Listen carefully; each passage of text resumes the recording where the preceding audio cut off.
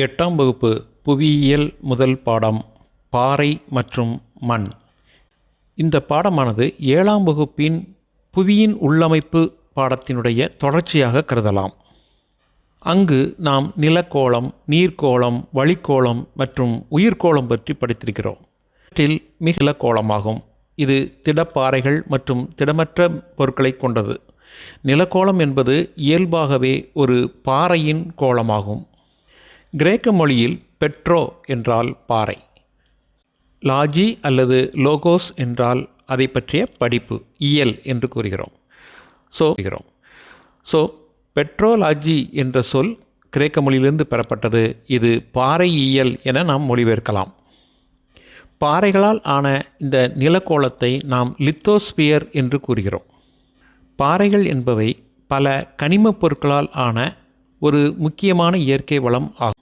இவற்றை தீப்பாறைகள், படிவுப்பாறைகள், உருமாறிய பாறைகள் என 3 பெரும் பிரிவுகளாகவும், தீப்பாறைகளை ஊடுருவிய தீப்பாறைகள், வெளிப்புற தீப்பாறைகள், படிவுப்பாறைகளை கரிம படிவு பாறைகள், கனிம அல்லது ரசாயன அல்லது பௌதீக படிவு பாறைகள், உருமாறிய பாறைகளை வெப்ப உருமாறிய பாறைகள், இயக்க உருமாறிய பாறைகள் என பிரிக்கலாம். அப்படியாக பாறைகள் என்பவை 6 வகைகளாக நாம் பிரிக்கிறோம். ஊடுருவிய தீப்பாறைகள், வெளிப்புற தீப்பாறைகள், கரிமப்படிவு தீப்பாறைகள், கனிம ரசாயன பௌதீக படிவு தீப்பாறைகள், வெப்ப உருமாறிய பாறைகள், இயக்க உருமாறிய பாறைகள். புவியின் மேற்பரப்பில் 2000 வகையிலான கனிம வகைகள் உள்ளன என மதிப்பிடப்பட்டுள்ளது. இவற்றில் பொதுவாக புவி முழுவதும் 8 அடிப்படை கனிமங்கள் கண்டறியப்பட்டுள்ளன. தீப்பாறைகள் என்பவை புவியின் ஆழமான பகுதியிலிருந்து வெளியேறும் உருகிய பாறை குழம்பு, அதாவது மேக்மா, உறைந்து உருவானவை. இப்பாறைகளிலிருந்து மற்ற பாறைகள் அல்லது தாய்ப்பாறைகள் என்று அழைக்கிறோம். எரிமலை செயல்பாடுகளோடு தொடர்புடைய இந்த பாறைகள் கடினத்தன்மையுடைய நீர்புகாத்தன்மை கொண்டவை. உயிரின படிமங்கள் இதில் இருக்காது. எரிமலையிலிருந்து வெடித்து வெளியே வரும் லாவா குழம்பானது வெளிப்புறத்தில் பாறைகளாக மாறுகிறது. இவ்வாறு உருவாகும் பாறைகள் வெளிப்புற தீப்பாறைகள் என்று அழைக்கப்படுகின்றன. இந்தியாவின் வடமேற்கு தீபகற்ப பகுதிகளில் காணப்படும் கருங்கல், அதாவது பசால்ட் வகை பாறைகள் வெளிப்புற தீப்பாறைகளுக்கு சிறந்த எடுத்துக்காட்டு. பாறை குழம்பு புவி மேலோற்றுக்கு கீழே ஆழமான பகுதிகளில் உறைந்து உருவாகும் பாறைகள் ஊடுருவிய தீப்பாறைகள், இன்ட்ரூசிவ் இக்னியஸ் ராக்ஸ் எனவும் படிகப்பாறைகள், அதாவது கிறிஸ்டலைன் ராக்ஸ் எனவும் அழைக்கலாம். இவைகள் அதிக ஆழத்தில் இருந்தால் அடியாளப்பாறைகள் அல்லது பாதாளப்பாறைகள் என்றும், குறைந்த ஆழத்தில் இருந்தால் இடையாளப்பாறைகள் என்றும் அழைக்கப்படுகின்றன. அடி ஆழப்பாறைகளுக்கு கிரானைட், டயரைட் மற்றும் எறும்புக்கல் ஆகிய சிறந்த உதாரணங்கள். டோலிரைட் என்பது இடையாளப்பாறைக்கு சிறந்த உதாரணம். 7ஆம் வகுப்பில் கற்றது போன்றே இத்தாலியில் உள்ள மவுண்ட் வெசுவியஸ், மவுண்ட் ஸ்ட்ராம்போலி மற்றும் மவுண்ட் எட்னா, ஹவாய் தீவுகளில் உள்ள மவுனா லோவா மற்றும் மவுனோக்கியா ஆகியவை உலகின் மிக முக்கியமான செயல்படும் எரிமலைகளாகும்.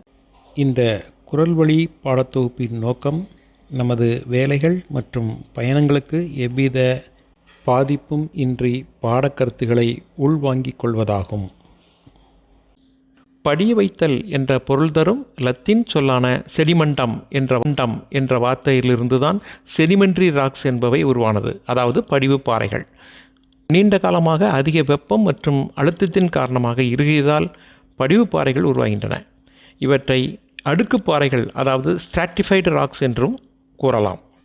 பொதுவாக இப்பாறைகள் நிலக்கரி, எண்ணெய் மற்றும் முக்கிய ஆதாரமாகும். இப்பாறைகள் மென்தன்மையுடையவை, எனவே எளிதில் அரிப்புக்கு இவை உட்படுகின்றன. உயிரின படிமங்களான ஃபாசில்ஸ் இருக்கும் இப்பாறைகள் பல அடுக்குகளை கொண்டவை. இப்பாறைகள் படிகங்களற்ற பாறைகளாக உள்ளன. உலகின் மிக பழமையான படிவு பாறைகள் கிரீன்லாந்தில் கண்டுபிடிக்கப்பட்டுள்ளது. இவற்றின் வயது 3.9 பில்லியன் ஆண்டுகள் என்று மதிப்பிடப்பட்டுள்ளது. உயிரினங்கள் சிதைந்து உருவான படிவு பாறைகள் உயிரின படிவு பாறைகள் என்று அழைக்கப்படுகின்றன. எடுத்துக்காட்டாக சாக், பட்டுக்கல், அதாவது சாக் என்று சொல்லக்கூடிய சுண்ணாம்பு கல்லும், பட்டுக்கல் என்று சொல்லக்கூடிய டாக்கு, அதாவது நாம் முக பவுடருக்காக பயன்படுத்தக்கூடிய அந்த டால்கம் பவுடர்னு சொல்கிறோம் இல்லையா, அது பட்டுக்கல், டால்க்கு, டோலமைட் மற்றும் சுண்ணாம்பு பாறைகள், லைம்ஸ்டோன்ஸ் போன்றவை இவ்வாறு உருவானவை. பாறைகளும் உருமாறிய பாறைகளும் சிதைந்து உருவாக்கக்கூடிய பாறைகள் பௌதீக படிவு பாறைகள். ஆறு, காற்று, பனியாறு போன்ற இயற்கை காரணிகளால் அரிக்கப்பட்டும் கடத்தப்பட்டும் அவை சாதகமான இடங்களில் படிய வைக்கப்படுகின்றன. எடுத்துக்காட்டாக மணற்பாறைகள், களிப்பாறை ஆகியன. இரசாயன படிவு பாறைகள் என்பவை பாறைகளில் உள்ள கனிமங்கள் நீரில் கரைந்து இரசாயன கலவையாக மாறுகிறது. இவை ஆவியாதல் மூலமாக உப்பாக படர்வதால் இவை உப்பு படர் பாறைகள், அதாவது எவாபரேட் ராக்ஸ் என்றும் அழைக்கப்படுகின்றன. இதற்கு சிறந்த உதாரணம் ஜிப்சம். கிரேக்க சொல்லான மெட்டா என்பது மாற்றம் என்றும் மார்ஃபா என்பது வடிவம் என்றும் பொருள்படும். இதிலிருந்து உருவாகின வார்த்தை தான் மெட்டமார்பிக் ராக்ஸ், அதாவது உருமாறிய பாறைகள்.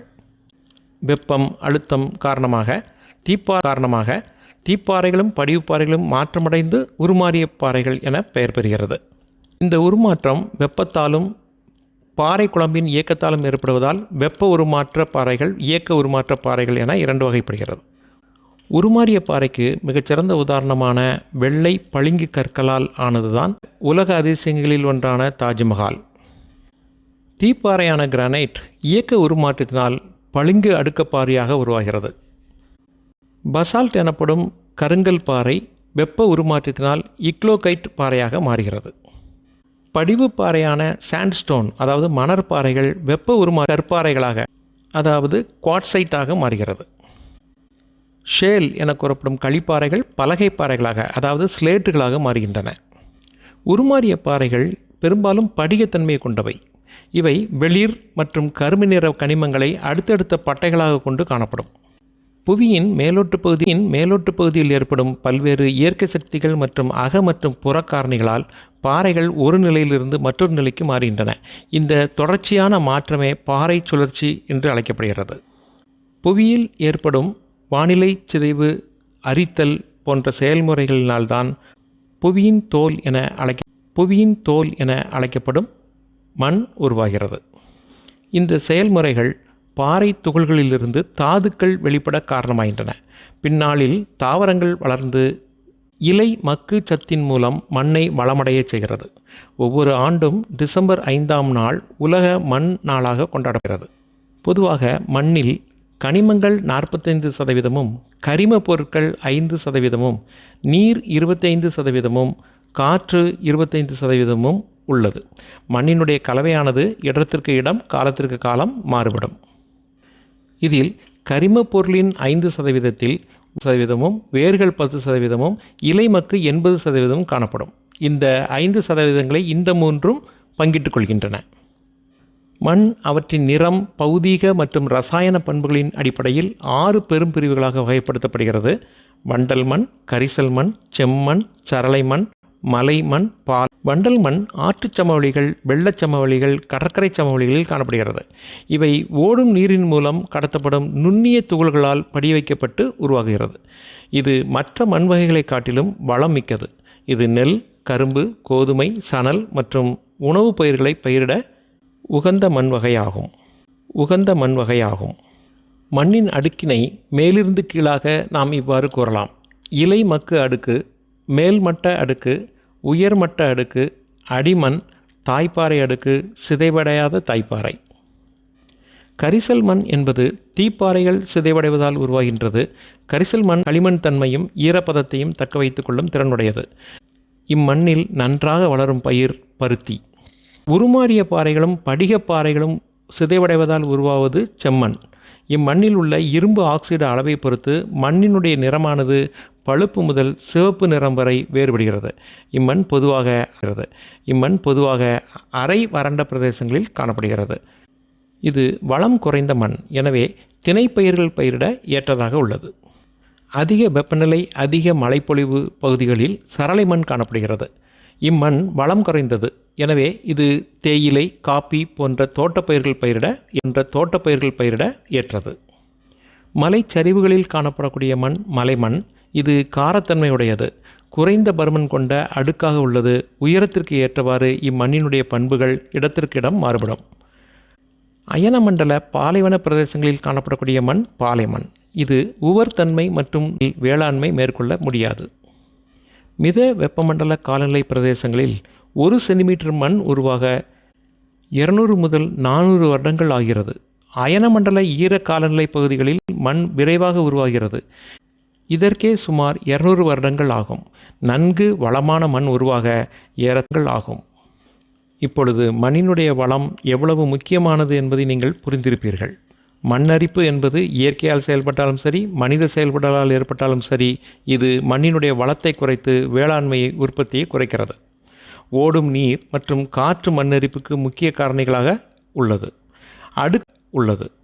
அடுக்கு அரிப்பு அதாவது ஷீட் எரோஷன் என்பதும், ஓடை அரிப்பு ரில் எரோஷன் என்பதும், நீர் பள்ள அரிப்பு கல்லி எரோஷன் என்பதும் மண்ணரிப்பினுடைய முக்கிய வகைகள். மண் வள பாதுகாப்பு என்பது மண் அரிப்பிலிருந்து பாதுகாத்து மண் வளத்தை மேம்படுத்தக்கூடிய செயல்முறை. காடு வளர்த்தல், மேய்ச்சலை கட்டுதல், அணைகளை கட்டுதல், பயிர் சுழற்சி முறை, ஸ்ட்ரிப் ஃபார்மிங் என்று சொல்லப்படும் பட்டை முறை வேளாண்மை, நிலத்தில் சம உயரத்துக்கு ஏற்ப உழுதல், படிக்கட்டு முறை வேளாண்மை, மரங்களை வளர்த்து காற்றினுடைய வேகத்தை குறைத்தல் போன்ற முறைகளை கொண்டு மண் வளத்தை நாம் பாதுகாக்கலாம். பாறைகள் மற்றும் மண் வகைகள் புதுப்பிக்கத்தக்க இயற்கை வளங்கள். இவை இரண்டும் மனிதர்களுடைய அன்றாட வாழ்க்கைக்கும் பொருளாதார வளர்ச்சிக்கும் முக்கிய பங்காற்றுகின்றன. ஆகவே ஆறுகளில் மணல் அள்ளுவதும் அளவுக்கு அதிகமாக அதை நாம் பயன்படுத்துவதும் எதிர்கால சந்ததியினருக்கு நாம் செய்யக்கூடிய மிகப்பெரிய தீங்கு ஆகும் என்பதை நாம் உணர்கிறோம் இல்லையா மாணவர்களே? இத்துடன் இந்த பாடம் நிறைவு பெறுகிறது. இன்ஃபோ ஸ்ட்ரைட்ஸின் குரல் வழி பாடத்தொகுப்புகளை தொடர்ந்து கேட்டு பயன்பெற சப்ஸ்கிரைப் செய்து